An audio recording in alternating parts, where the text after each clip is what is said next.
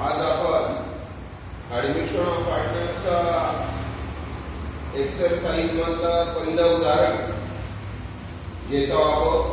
विक्रम प्रज्ञा हे जो दोन पार्टनर आहेत आणि नवीन पार्टनर म्हणून अवनी ही नवीन पार्टनर म्हणून येते.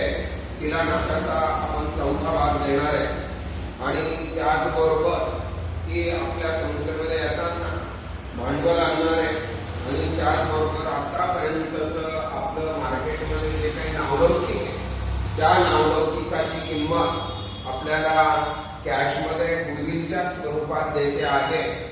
आपण हे उदाहरण पाहू. पहिल्यांदा कॅशचा बॅलन्स आहे. कॅशचा बॅलन्सवर ऍडजस्टमेंट असतात ऍडच्या, म्हणून आपण कॅशचा बॅलन्स सगळ्यात शेवटी देऊ ऍसेट साईडला.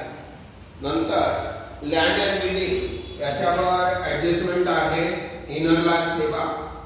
लँड अँड बिल्डिंग 37,500 ऍडजस्टमेंट आहे. इनरला ठेवा. नंतर प्लांट 45,000 रुपये ऍडजस्टमेंट नाही आहे, बाहेर घेऊन टाका. फर्निचर 3,000 रुपये ऍडजस्टमेंट आहे. इनरलाच ठेवा. फर्निचर 3,000 रुपये. नंतर स्टॉकवर पण ऍडजस्टमेंट आहे. इनरलाच ठेवा. 75,000 रुपये. नंतर डेटर्स वर पण ऍडजस्टमेंट आहे. इनरला ठेवा. 87,000 रुपये. त्याच्यानंतर कॅशचा बॅलन्स लिहायचा आहे 7,500 रुपये. इनरलाच ठेवा. त्याच्यामध्ये कॅपिटल ऍड करावं लागतं आणि गुडविलची रक्कम जी कॅशच्या स्वरूपात आली ती पण ऍड करावी लागते. आता ही ऍसेट साइड आपली उतरवून झालेली आहे. 2,55,000 बॅलन्स शीटची ऍसेट साइड आली आहे. आता लायबिलिटी साइडला क्रेडिटर्स असा होतो व्यापारी देणं आपण नेहमी लायबिलिटी साइडला लिहितो, म्हणून लायबिलिटी साइडला लिहायचा 1,05,000 रुपये. नंतर दोन्हींचे भांडवल कॅपिटल अकाउंटचे balances by balance brought down 75,000. विक्रमचं आणि प्रज्ञाचं 75,000 रुपये. अशा पद्धतीने कॅपिटलचे बॅलन्सेस आपण लिहिले कॅपिटल अकाउंटला. त्यानंतर गाडीकडे बॅलन्स शीटच्या दोन्ही बाजू आपल्या क्लिअर झालेल्या आहेत. 2,55,000ला त्या म्हणजे उदाहरणार्थ त्याने आहे. Avni shall have 1/4 share in future property.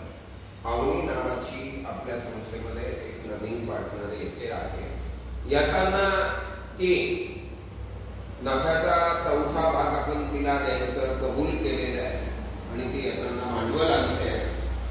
He shall bring ₹37,500 as his capital.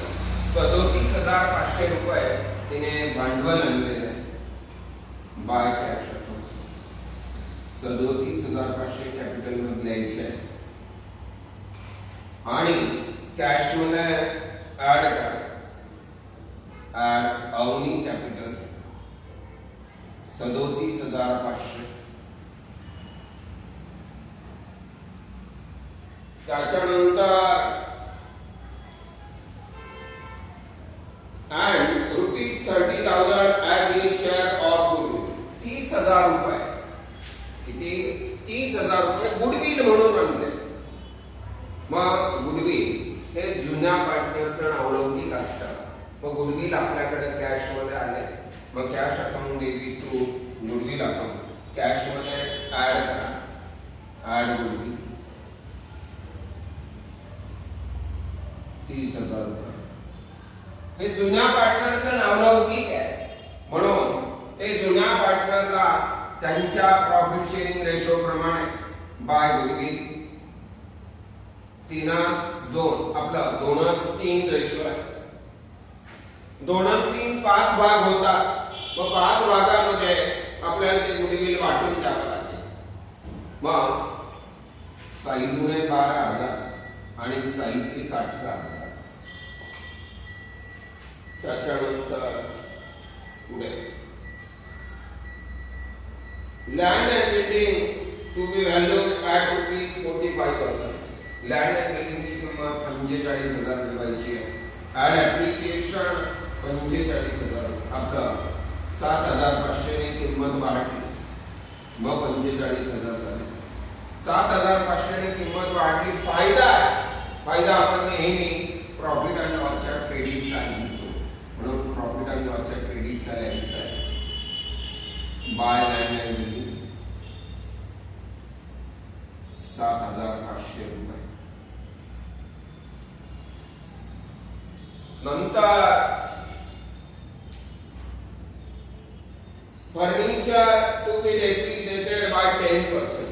Furniture पर लेस डेप्रिसिएशन 10%.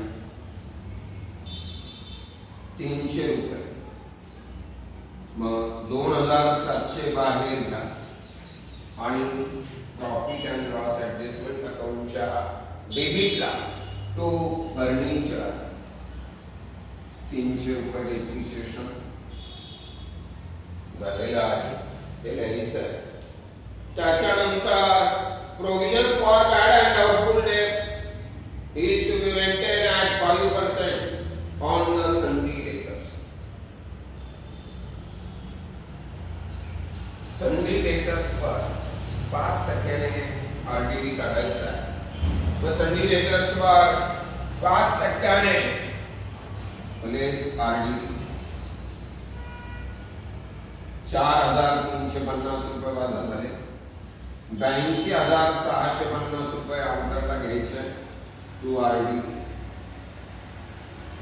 4,350. त्याच्यानंतर या ठिकाणी शेवटची ऍडजस्टमेंट आहे. Stock to be valued at ₹82,500. स्टॉकची व्हॅल्यू आपल्याला 82,500 ठेवायची आहे. मग किती रुपयाने स्टॉक वाढले? Add appreciation 7,500. मग या ठिकाणी स्टॉकची व्हॅल्यू वाढली. फायदा फायदा आपण नेहमी क्रेडिटला लिहितो. मग या ठिकाणी 7,500 ने स्टॉक वाढला, म्हणून प्रॉफिट अँड लॉसच्या क्रेडिटला लिहायचं आहे बाय स्टॉक. आता त्याच्यानंतर शेवटची ऍडजस्टमेंट आहे. The capital account of all the partners to be adjusted in their new profit sharing ratio. New profit and loss ratio and excess amount be transferred to their loan account. आता ह्या वाक्याचा अर्थ असा होतो, नवीन ratio तुम्हाला या ठिकाणी काढावा लागेल. आता न्यू रेशोचं सूत्र आहे. न्यू रेशो बरोबर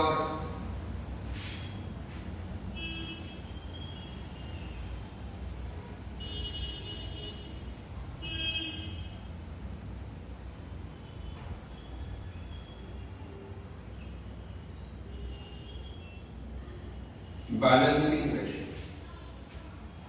old ratio into BR. आता बॅलन्सिंग रेशो नेमका काढायचा कसा? BR बरोबर टोटल. आता नवीन पार्टनर येतो. नवीन पार्टनरला आपण नफ्याचा 4था भाग देतो, म्हणजे नफ्याचे 4 तुकडे झाले. 4 मधून 1 गेला, म्हणजे शिल्लक किती राहील? 300. नफ्याचा 4था भाग देणार आहे. आणि चौथा भाग देणार असल्या कारणाने 1 वजा केला म्हणजे शिल्लक किती राहिले 3/4 म्हणून बीआर काढला. मग आता येणार बरोबर बीआर गुणिले वार हे सूत्र वार गुणिले बीआर किंवा बीआर गुणिले वार चालतं दोन्ही चालतील काही अडचण येणार नाही.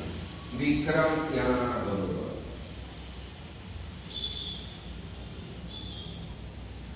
बीआर 3/4 गुणिले आता ओल्ड रेशो आहे 2/5 असेल. मग 3 दुणे 6 4 पंचे 20 हा विक्रमचा रेशो झाला प्रज्ञाचा रेशो.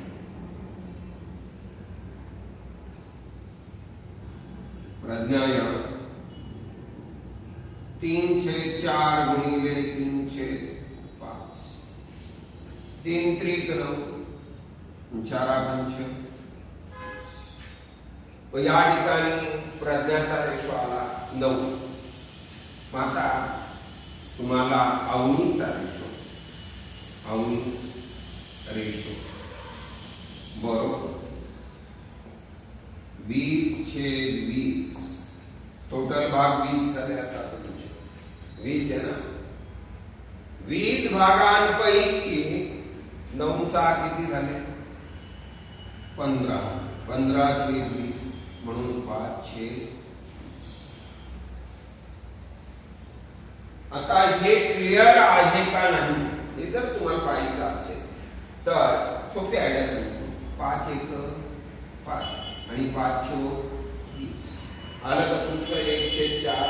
पुस्तकात त्यांनी दिलेलं आहे पहा पहिल्याच ऍडजस्टमेंट मध्ये 1/4 शेअर इन फ्युचर प्रॉफिट हा 1/4 म्हणजे नाकाचा तुम्ही 20 भागांपैकी 5 भाग तुम्ही अवनीला देणार.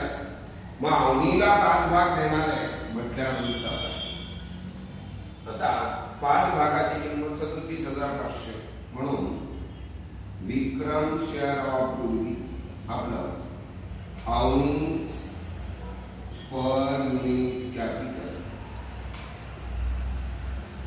बरोबर 37,500 भागिले 5 बरोबर 7,500 7,500 म्हणून विक्रम शेअर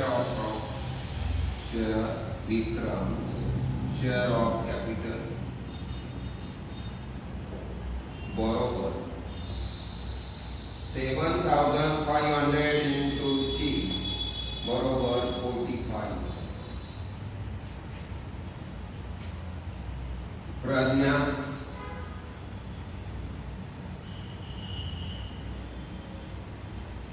शेअर ऑफ कॅपिटल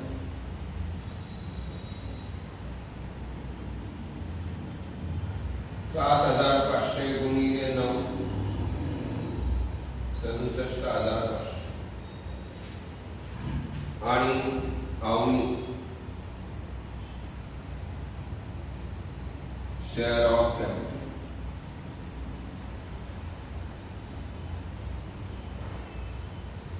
बरोबर 7,500 गुणिले 5 बरोबर 37,500. हे सर्वांचं भांडवल ठेवायचं आहे. मग इथे 2 बॅलन्स कॅरी डाऊन 45,000 67,500 आणि 37,500 हे बॅलन्सेस बॅलन्स शीटच्या लायबिलिटी साइडला घेऊन टाका.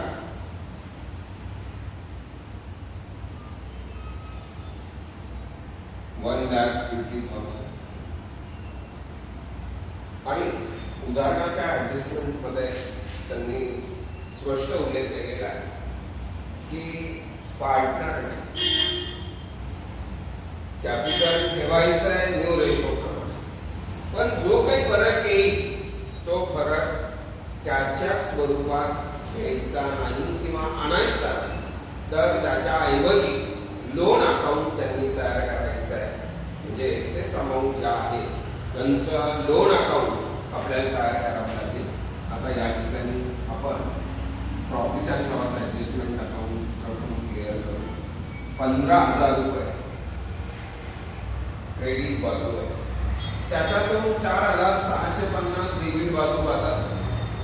मग तो profit partners capital account, old partners capital account, जुन्या पार्टनरला रेशो प्रमाणे वाटून द्यायचं आहे. 10,350 रुपयाचा फरक पडला. मग हे 10,350 रुपये आपल्याला या दोन्ही पार्टनरला त्यांच्या प्रॉफिट शेअरिंग रेशो प्रमाणे वाटायचे आहे. एका भागाची किंमत 2,070 रुपये येते. ज्याला 2 भाग द्यायचे त्याला 4,140, आणि ज्याला 3 भाग द्यायचे त्याला 6,210 रुपये अशा पद्धतीने वाटून द्यावे लागतील. आणि विक्रम आणि प्रज्ञा या दोघांना आपण नफा वाटून दिला आहे प्रॉफिट अँड लॉस ऍडजस्टमेंटचा by profit and loss adjustment अनुसार प्रॉफिट 4,140, 6,200. या ठिकाणी 91,140 आणि 99,210, 37,500. 37,500 जसाच्या तसा बॅलन्स काय, त्याच्यात काही बदल नाही. 99,210 मधून 67,500 केले, 0 1 आणि 7 आणि 5 12, 7 1 7 आणि 1 8 आणि 1 9 9 अचाला काही 6 आणि 3 9 31,710 रुपये आपल्याला परत द्यावे लागतील. प्रज्ञाला पण परत देण्यासाठी आपल्याला पैसे द्यायला सांगितलेले नाही आहे, म्हणून या ठिकाणी टू लोन अकाउंट असं लिहायचं. जर त्यांनी म्हटलं असतं excess amount refunded in cash, त्यांना कॅश मध्ये परत द्या असं सांगितलं असतं तर आपण त्यांना ते पैसे कॅश मध्ये दिले असते. परंतु त्यांनी लोन अकाउंट तयार करायला सांगितलं आहे. या ठिकाणी पार्टनर्स लोन अकाउंट तयार करायचं आहे.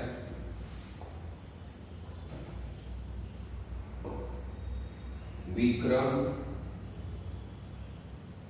46,140 रुपये, प्रज्ञा 31,710 रुपये. मग या दोघांची बेरीज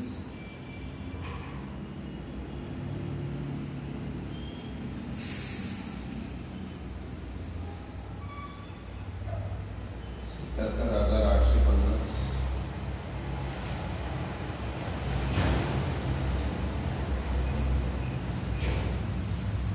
7 आणि 5 12 अचाला 1 1 आणि 5 6 आणि 7 13 अचाला 1 2 आणि 3 यांची टोटल आली 75,000 रुपये. 50 घ्या. 7 आणि 5 12 आणि 18 अचाला 1 1 आणि 11 आणि 13 आणि 15 आणि 17 आणि 5 22 अचाला 2 2 आणि 4 6 आणि 4 10 10 आणि 18 आणि 26 आणि 33 3,32,850 ला दोन्ही बाजू टॅली झाल्या. म्हणजे आपलं उदाहरण बरोबर आहे असं समजलं जातं. म्हणून हे उदाहरण आपण ऍडमिशन ऑफ पार्टनरचं पहिलं उदाहरण घेतलेलं आहे. आणि तुम्हाला जर माझा व्हिडिओ आवडला असेल तर माझ्या यूट्यूब चॅनलला सबस्क्राईब करा, लाईक करा आणि शेअर करायला विसरू नका.